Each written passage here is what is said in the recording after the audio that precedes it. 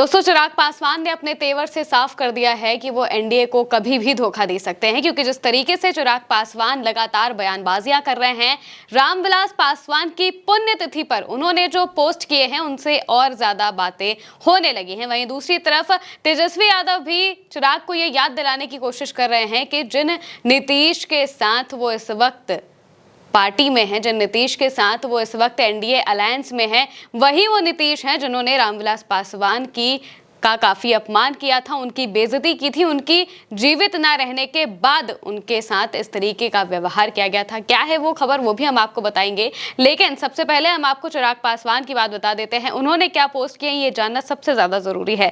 चिराग पासवान रामविलास पासवान की पुण्यतिथि पर पोस्ट करते हैं, एक के बाद एक 2 पोस्ट वो करते हैं, लेकिन जो सबसे ज्यादा चर्चा है वो उनकी एक पोस्ट की है जिसमें उन्होंने कहा है कि रामविलास पासवान, जो कि उनके पापा हैं, वो एक बात कहा करते थे। वो लिखते हैं, पापा हमेशा कहा करते थे, जुर्म करो मत, जुर्म सहो मत, जीना है तो मरना सीखो, कदम कदम पर लड़ना सीखो। ये बात चिराग पासवान अपनी जो पोस्ट है उसमें लिखते हैं और उसमें सीधे तौर पर वो ये कहते हैं कि उनके पिताजी ये कहा करते थे कि ना तो जुर्म करो ना ही जुर्म सहो, और अगर कुछ होता है तो हमेशा लड़ना सीखो, लड़ते रहो। और इस वक्त चिराग पासवान भी एक तरीके से लड़ ही रहे हैं और एनडीए को आंखें दिखा रहे हैं, बता रहे हैं कि हम जितना डिजर्व करते हैं, अगर आप हमें उतना नहीं देंगे तो हम आपको पूरी तरह से बता देंगे कि आखिर क्या कर सकते हैं हम। एक और पोस्ट वो लिखते हैं, कहते हैं, पापा आपकी पुण्यतिथि पर आपको मेरा नमन। मैं विश्वास दिलाता हूं कि आपके दिखाए गए मार्ग और आपके vision Bihar first, Bihari first को साकार करने के लिए पूर्ण रूप से प्रतिबद्ध हूं। बिहार के समग्र और सर्वांगीण विकास का जो सपना आपने देखा था, अब समय आ गया है उसे धरातल पर उतारने का।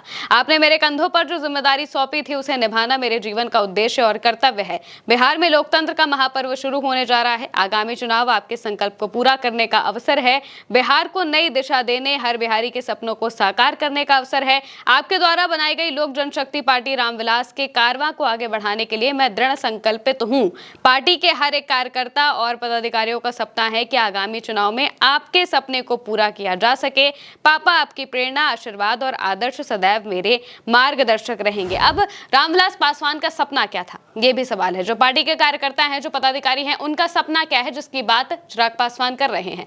आपने बीते दिनों कई ऐसी तस्वीरें देखी होंगी, हम भी आपको समय समय पर ये खबरें बताते रहे हैं कि कैसे चिराग पासवान जब मंच पर जाते हैं तो पीछे से जो उनके कार्यकर्ता है, पदाधिकारी है, वो नारे लगाते हैं, बिहार का मुख्यमंत्री कैसा हो, चिराग पासवान जैसा हो। और उस वक्त चिराग पासवान के चेहरे पर जो मुस्कान होती थी, चिराग पासवान जिस कॉन्फिडेंस के साथ मंच पर जाते थे, बोलते थे, उससे ये लगता था कि उन्हें इस बात का पूरा विश्वास है। वो इस बात पर कभी भी कार्यकर्ताओं को टोकते नहीं थे, कभी रोकते नहीं थे कि नहीं हम नीतीश कुमार के नेतृत्व में लड़ रहे हैं, बल्कि हमेशा जब कार्यकर्ता ये बात कहते थे तो वो चुपचाप सुनते थे, मुस्कुराते थे, अपनी बात कहते थे और चले जाते थे। दूसरी तरफ अरुण भारती बार बार इस बात को कह चुके हैं कि बिहार को एक युवा मुख्यमंत्री चाहिए और वो युवा मुख्यमंत्री का चेहरा चिराग पासवान का हो सकता है। रामविलास पासवान का भी जाहिर है ये सपना रहा होगा कि उनका बेटा मुख्यमंत्री जरूर बने एक ना एक दिन, और उसी सपने को साकार करने की बात भी एक तरीके से चिराग पासवान कर रहे हैं। चिराग पासवान जिस तरीके से एनडीए को लगातार आंखें दिखा रहे हैं, उन्होंने धर्मेंद्र प्रधान से बात करने से इनकार कर दिया, कह दिया कि भाई हमें जितनी सीटें चाहिए हम उतनी सीटों पर लड़ेंगे, अगर आप नहीं देंगे तो देखा जाएगा। कि कोई भी तस्वीर उन्होंने क्लियर नहीं की है। दिल्ली से वो पटना आ जाते हैं, पटना एयरपोर्ट पर जब उनसे सवाल जवाब होता है तो वो कहते हैं कि अभी कुछ भी फाइनल नहीं हुआ है, सीधे कह देते हैं कि अभी कुछ भी फाइनल नहीं हुआ है, होगा तो आपको जरूर बताया जाएगा।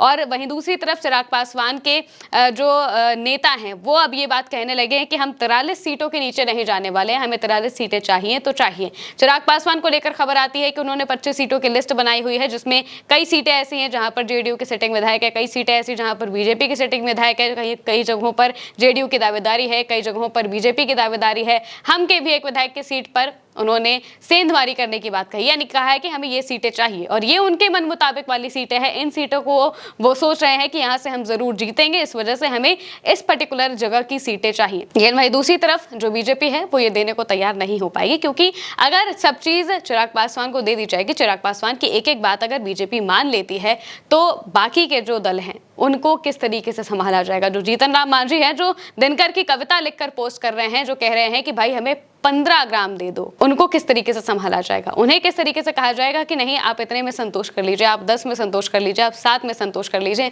इन्हें कैसे बताया जाएगा। और इस वजह से एनडीए की मुश्किलें सबसे ज्यादा चिराग पासवान बढ़ा रहे हैं।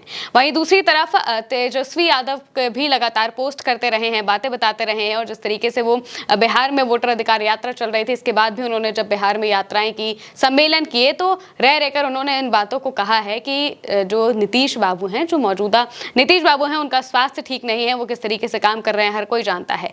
और एक और बात जो लोगों के जहन में आज के दिन में काफी ज्यादा सुनने में आई, कहने में आई, कई लोग इस पर बात भी कर रहे थे कि भाई रामविलास पासवान की मुख्य पुण्यतिथि है। और इस पुण्यतिथि से लोगों को वो पुण्यतिथि भी याद आ गई जब चिराग पासवान नीतीश कुमार से कहते रह गए कि भाई हमें समय दे दीजिए, हमें आपको इनवाइट करना है, रामविलास पासवान की बरसी के लिए हमें आपको इनवाइट करना है। लेकिन नीतीश कुमार समय नहीं देते हैं। उनके घर पे जो कार्ड भेजा जाता है, उस कार्ड को नीतीश कुमार लौटा देते हैं। और यानी कि सीधे तौर पर रामविलास पासवान का बुरी तरीके से अपमान किया जाता है। उनकी मृत्यु के बाद ये अपमान किया जाता है। और आज चिराग पासवान उसी दल के साथ शामिल है, यानी कि उस अलायंस में है जिसमें चिराग पासवान, नीतीश कुमार, ये दोनों ही हैं। और इसी वजह से हम देखते रहते हैं कि चिराग पासवान रह रहकर सरकार पर निशाना साधने से पीछे नहीं हटते हैं। कई बार वो ये बात कहते हैं कि मुझे बहुत शर्म आती है कि मुझे ऐसी सरकार के साथ रहना पड़ रहा है जिसके रहते हुए कानून व्यवस्था ठीक नहीं है, बिहार के लोगों के साथ गलत हो रहा है। ये सारी बातें वो कई बार जगह जगह पर बोलते रहे हैं। और जो सियासी अदावत